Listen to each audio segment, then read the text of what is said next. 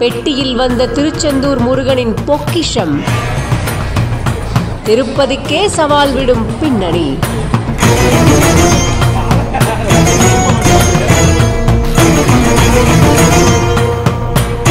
திருச்செந்தூர் சுப்பிரமணிய சுவாமி கோவில்ல மாதந்தோறும் உண்டியல் எண்ணப்படுறது வழக்கமான ஒண்ணு. இப்படி இருக்க 43 நாட்கள்ல கிடைச்ச உண்டியல் காணிக்கைகளை எண்ணும் பணியானது வசந்த மண்டபத்துல நடந்திருக்கு. கோவில் அறங்காவலர் குழு தலைவர் அருள்முருகன் தலைமை வகிச்சிருக்காரு. இணை ஆணையர் கார்த்திக் முன்னிலையில உண்டியல் எண்ணப்பட்டிருக்கு. தூத்துக்குடி உதவி ஆணையர், அறநிலைத்துறை இன்ஸ்பெக்டர், பொதுமக்கள் பிரதிநிதிகள், சிவகாசி 17 சித்தர் மடம் பீடம், குருகுலம் வேத பாடசாலை, உழவார பணி குழுவினர், கோவில் பணியாளர்கள் இப்படி எல்லாருமே சேர்ந்து உண்டியல் மூலமா கிடைச்ச காணிக்கைகளை எண்ணும் பணியில ரொம்ப தீவிரமா ஈடுபட்டிருந்தாங்க. இதுல மொத்தமா 4,34,34,240 ரூபாய் கிடைச்சிருக்கு. இதுல தங்கம் எவ்வளவு அப்படின்னு பாத்தீங்கன்னா 2,300 கிராமும், வெள்ளி 46,000 கிராமும் கிடைச்சிருக்கு.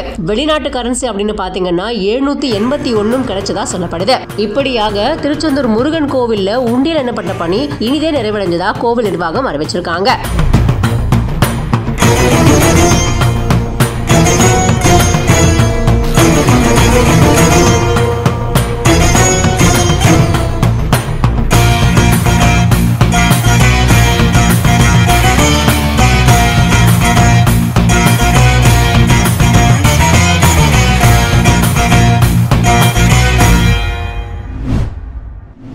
சித்தப்பா, மாமா, தம்பி, எங்க அம்மா நீங்க ஜெயிக்க வச்சிருவீங்கல்ல, உங்களை நம்பிதான் விட்டு போறாங்க. நீங்க தான் பாத்துக்கணும், நீங்க தான் ஜெயிக்க வைக்கணும். நீங்களாம் என் சொந்தக்காரங்க, உங்களுக்கு நீங்களாம் வந்து என் மேல கோவப்பட மாட்டீங்கன்னு எனக்கு தெரியும்.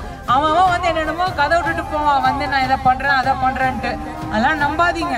மா, அண்ணன், பெரியப்பா, சித்தப்பா, மாமா, அக்கா, தம்பி, சித்தி, பெரியம்மா, உங்க எல்லாருக்கும் ஃபர்ஸ்ட் வணக்கம்.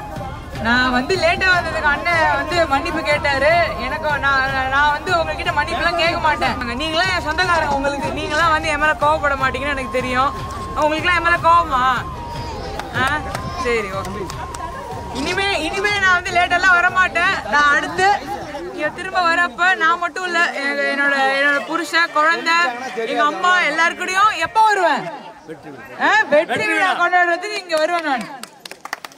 எங்க அம்மா நீங்க ஜெயிக்க வச்சிருவீங்கல்ல, உங்களை நம்பிதான் விட்டு போறாங்க. நீங்க தான் பாத்துக்கணும், நீங்க தான் ஜெயிக்க வைக்கணும்.